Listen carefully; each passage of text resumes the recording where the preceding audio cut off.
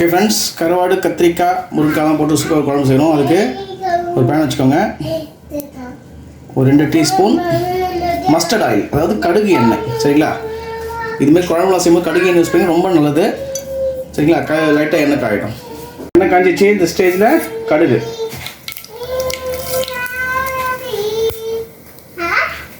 லைட்டாக பொரிட்டோம். காஞ்ச மிளகாய், கூடவே வெந்தயம்,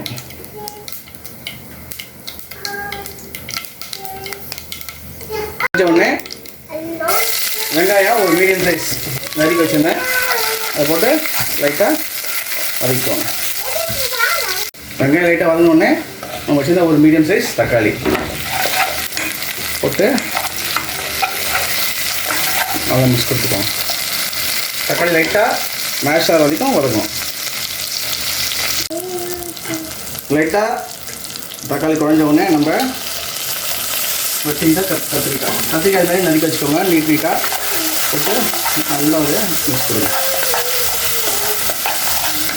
கத்திரிக்காய் லைட்டாக வதங்கின போதும் அந்த ஸ்டேஜில் முருங்கைக்காய், ஒரு பெரிய முருங்கைக்காய் அது போட்டு லைட்டாக ஒரு மிக்ஸ் கொடுத்துருங்க.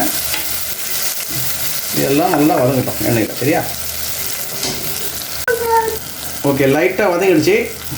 இந்த ஸ்டேஜில் மிளகாத்தூள், இது குழம்பு மிளகாத்தூள் காரம் இருக்காது, ஒரு 2 டீஸ்பூன் போட்டுக்கோங்க. ஓகே ஓகே ஓகே மிளகாத்தூள் போட்டு நல்லா மிக்ஸ் கொடுத்துக்கோங்க.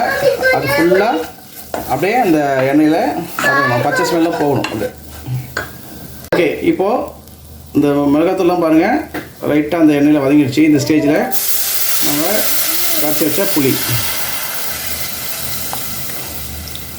சரிங்களா? புளி வந்து ஒரு லெமன் சைஸ், ஒரு மீடியம் லெமன் சைஸ் புளி கரைச்சி அதையும் போட்டுருங்க.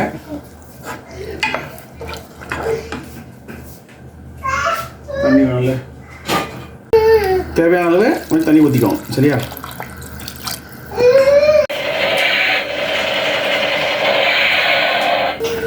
குழம்பு லைட்டாக ஒரு கொதி வருது. இந்த ஸ்டேஜில் தேவையான உப்பு, இது வந்து நெத்திலி கருவாடு தான் செய்யணும், அதில் வந்து உப்பு இருக்காது. சரிங்களா?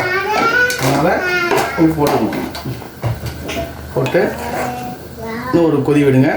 அதுக்கப்புறம் நெத்திலி போட்டுடலாம்.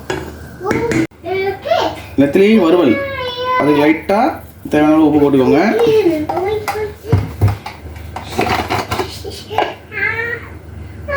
தேவையான மிளகாத்தூள்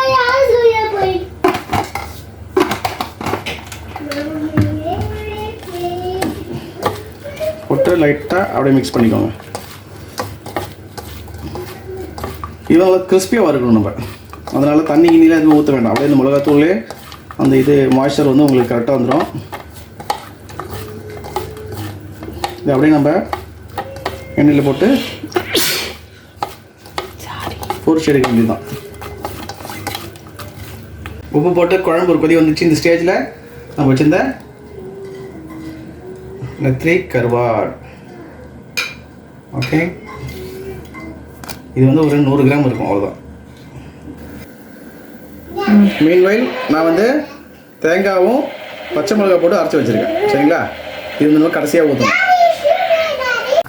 பாருங்க ஃப்ரெண்ட்ஸ், நெத்திலி போட்டு ஒரு 5 நிமிஷம் கொதிக்க விட்டோம். சரிங்களா? உங்களுக்கு வந்துடுச்சு. இந்த ஸ்டேஜில் நான் சொல்கிறேன் தேங்காயும் பச்சை மிளகாய் அந்த பேஸ்ட்டு அப்படியே அதை போட்டணும். போட்டு சிம்மில் வச்சுருங்க.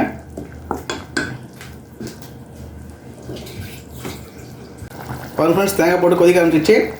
ஒரு நல்ல கொதி வந்துச்சு. இந்த ஸ்டேஜில் நம்ம ஒரு டீஸ்பூன் பெப்பர் போட்டு மிக்ஸ் பண்ணி விட்டுருங்க. இன்னும் ஒரே ஒரு நிமிஷம் ஒரு கொதி வரட்டும். அதுக்கப்புறம் நம்ம அடுப்பு ஆஃப் பண்ணிடலாம். சரியா? இது வந்து ஓவர் நைட் நான் இப்போ குக் பண்ணிட்டேன். நாளைக்கு மதியானம் தான் சாப்பிட போகிறோம். அதனால் அந்த கருவாடோடைய ஃப்ளேவர்லாம் ஊறி சூப்பராக இருக்கும் டேஸ்ட். ஹலோ ஃப்ரெண்ட்ஸ், ஆஃப் பண்ணிட்டேன். பாருங்கள் சூப்பர் ரெடி ஆகிடுச்சு பாருங்கள்.